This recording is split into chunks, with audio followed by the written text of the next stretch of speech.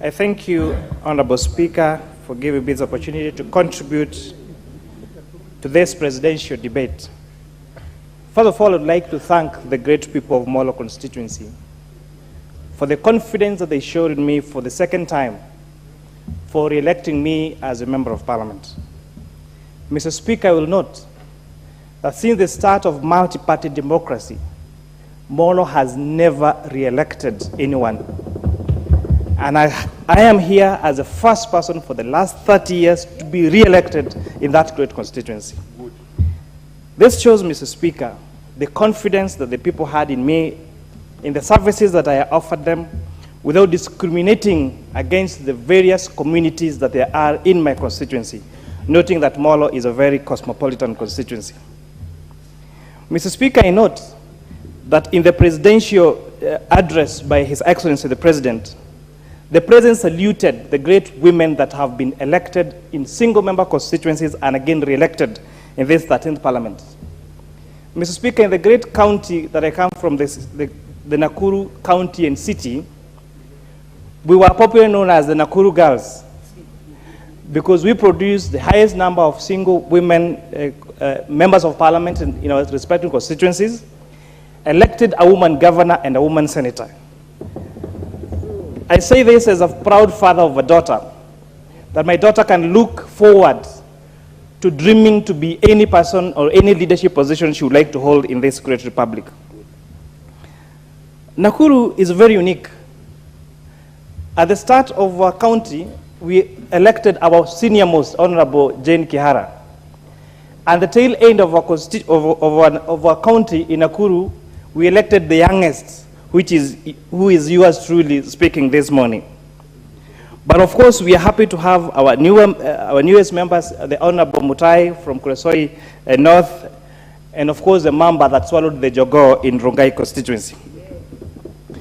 Mr. Speaker, I would like to note the great number of youth leaders or young people that have been elected in this 13th Parliament.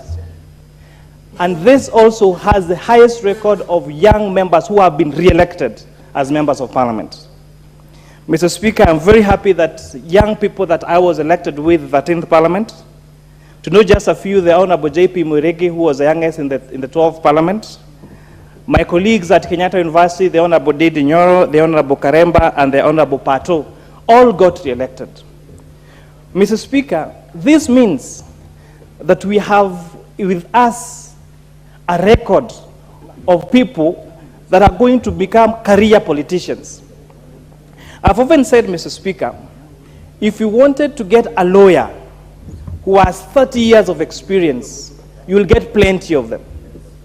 If you look for a medical doctor with 30 years of experience, you'll get plenty of them. But if you look for politicians, of members of Parliament with 30 years of experience, they are very few. And the ones that are there now, for example, you as truly the Speaker now of the National Assembly, the Honorable Moses Wetangula, His Excellency the President of the Republic of Kenya, Dr. William Samoei Ruto.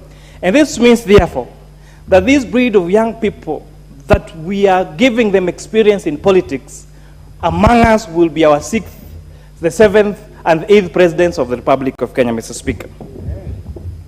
His Excellency the President noted that the last election was issue-based. Whereas when I was campaigning for Kenya Kwanza in Molo constituency, I did not have difficulties explaining how President Ruto is a Kalenjin or how he is not. But our mantra at UDA, pesa mfukoni, quote unquote, would get everybody driven to that agenda. Because Kenyans are tired about politics of ethnic mobilization, and all they have learned is that when maize flour is sold at an expensive price, whether you are a Kikuyu or a Luo or a Kisi, the price is the same.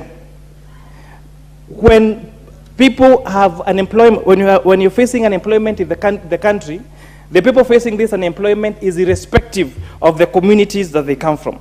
So I'm very happy with this progress that we've made, and I hope that all of us are going to remain committed, that our politics in Kenya going forward will never again be based on our ethnic communities. Honorable Speaker, His Excellency the President noted the concern that your predecessor, Honorable Justin Muturi, had raised several times about the role of Parliament in oversighting the executive.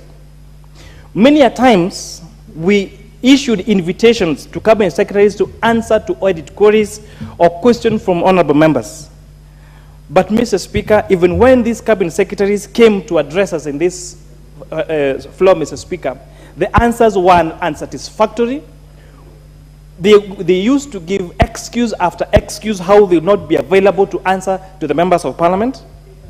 And this really undermined the role of Parliament as an oversight of the executive. I'm very happy, therefore, to note that this Parliament will start reviewing our standing orders to allow these cabinet secretaries to come and answer this question on the floor of this House, Mr. Speaker. I'm particularly even happier that several of our colleagues have been appointed to the executive. The Honorable Aden Duale, the Honorable Alice Wahome, the Honorable Aisha Jumwa, among all the other politicians and ex-politicians that will now be serving the executive. As I congratulate them, I hope that they will not forget where they came from. I hope they will not forget the troubles they had reaching cabinet secretaries for them to have to raise questions or lobby for projects in their constituencies. And we therefore hope that when we go to knock at the doors of these people that will be in the executive, we listen to us the way they would have liked to be listened to when they served as members of Parliament. Mr. Speaker, the President promised us that fertilizers will be accessible to Wananchi. And true to his word, this fertilizer is now available in stores across the country. Mr. Speaker, this was a great depart from the economics of subsidizing consumption at the expense of subsidizing production. And Mr. Speaker, what we saw in the previous government, the subsidizing of consumption led to expenditures that could not be accounted for, and even trying to lower those prices, we never succeeded. Because research has shown that if you really want to subsidize the cost of a product, the easiest and the most rational way is to subsidize its production rather than its consumption, Mr. Speaker. I note, Mr. Speaker, that the President in his address, and I quote his speech, that we are overtaxing consumption at the expense of taxing wealth. Mr. Speaker, for a very long time, we have had the assumption that if you increase the rate of taxes, then you will collect more revenue. But scientific research has shown, for example, what in economics we call the Laffer curve, that you will increase the rate of tax up to a particular point, where a further increase in that tax rate